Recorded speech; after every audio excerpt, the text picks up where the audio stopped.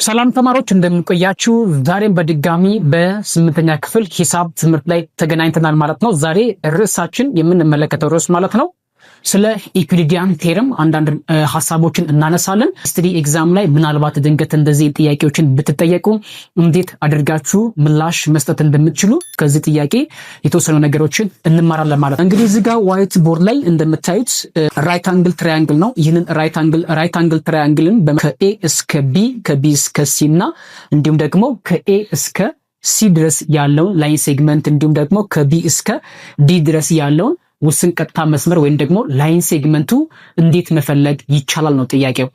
የተጠቀመው እሱ ምንድነው? ራይት አንግል ትራያንግል ነው። ራይት አንግል ትራያንግል ማለት ምን ማለት ነው? ከሶስቱም አንግሎቹ አንደኛውን አንግል 90 ዲግሪ መለካት የሚችል የጎነ 3 ምስል ማለት ነው። ያንን ጎነ 3 ምስል በመጠቀም ኢኩሊዲያን የራሱን የሆነ ቴረም ፕሩፍ አድርጓል ወይም ደግሞ ለማህበረሰቡ ሾው አድርጓል ማለት ነው። ስለዚህ ከዛ በመነሳት እኛ አሁን የተጠየቅነው ጥያቄ ሚኒስትሪ ኤግዛም ላይ የተጠየቀ ጥያቄ ነው። ባይዞ ይሄ ጥያቄ ከኤ እስከ ቢ ድረስ ያለውን ላይን ሴግመንቱ በኤክስ ከተሰየመ ምን ያህል ነው? ስለዚህ የተጠየቅነው ነው።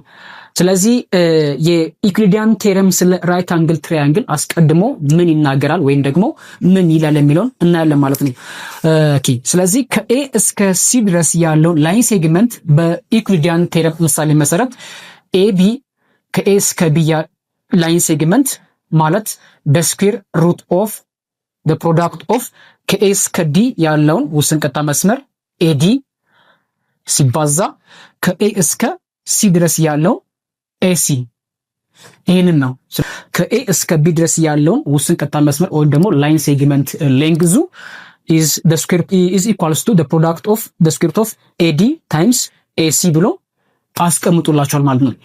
ሁለተኛ ደግሞ ከቢ እስከ ሲ ድረስ ያለውን ውስን ቀጥታ መስመር ወይም ደግሞ ሌንግዙን ለማወቅ ከተፈለገ BC is equals to the square root of the product of AC times ከኤ እስከ ሲ ሲባዛ ከዲ እስከ ሲ DC። ስለዚህ ይሄንን እንጠቀማለን ማለት ነው። ሶስተኛው ደግሞ ከቢ እስከ ዲ ድረስ ያለውን ውስን ቀጥታ መስመር ወይም ደግሞ ፐርፐንዲኩላር ላይኑ ሄቱ ማለት ነው ምን ያህል ነው? ለምሳሌ እዚች ጋር ኤች ብለን በሰይመው ኤች ስኩዌር ወይም ዲቢ is equals to the square root of የነዚህ የሁለቱንም ፕሮዳክት ዲሲ ሲባዛ ከዲ እስከ ሲ ድረስ ያለው ሲባዛ ከኤ እስከ ዲ ኤዲ።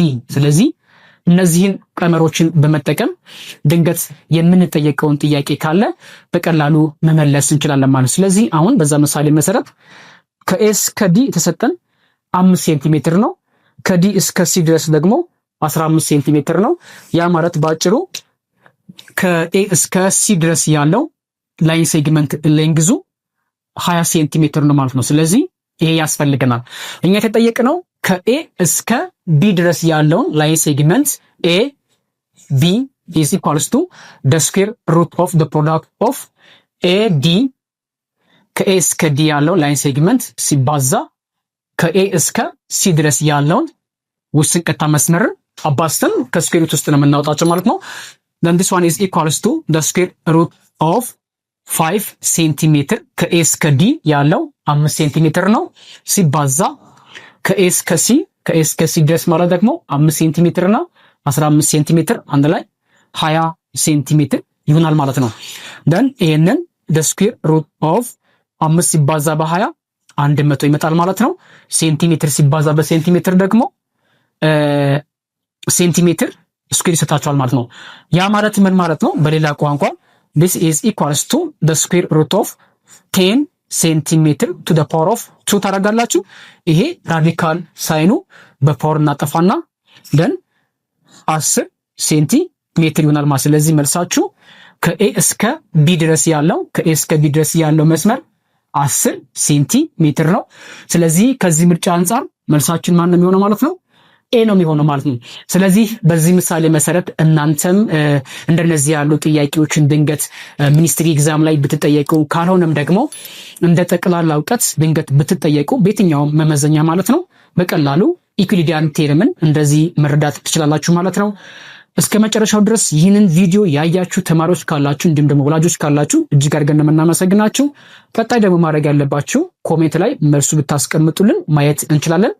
እኔ አሁን የምጠይቃችሁ ከቢ እስከ ሲ ድረስ ያለውን ቢሲ ላይን ሴግመንት ቢሲ ምን ያህል ነው ተብላችሁ ብትጠየቁ መልሳችሁ ስንት ሊሆን ይችላል? ስለዚህ የዚህኛው መልስ ኮሜንት ላይ አስቀምጡልን። በቀጣይ ቪዲዮ እንገናኛለን። 8ኛ ክፍል ሚኒስትሪ ኤግዛም ለምትፈተኑ ተማሪዎች እንዲሁም ደግሞ 6ኛ ክፍል ሚኒስትሪ ኤግዛም ለምትፈተኑ ተማሪዎች ከወዲሁ ራሳችሁን አዘጋጁ። በቀጣይ ደግሞ በሌላ ቪዲዮ እንገናኝ። ይመቻችሁ።